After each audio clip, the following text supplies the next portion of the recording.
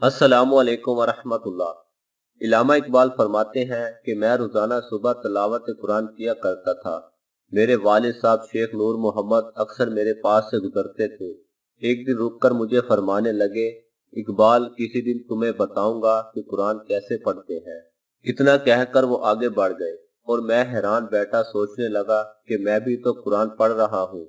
कुछ दिन बाद मैं इसी तरह तिलावत कर रहा था कि मेरे वालिद साहब मेरे पास रुके। जब मैं खामोश हुआ तो मुझे कहने लगे, जब कुरान पढ़ो तो यूं समझो जैसे ये अल्लाह ने सिर्फ तुम्हारे लिए भेजा है और अल्लाह पाक बराह रास्त तुम्हारे साथ खिताब कर रहा है और तुम्हें अपनी जबान से अहकामात दे रहा है। जब इस कैफियत के साथ कुरान पढ़ोगे कि कुरान का मुखातिब अल्लाह है तो फिर तुम्हें उसकी लज्जत मिलेगी।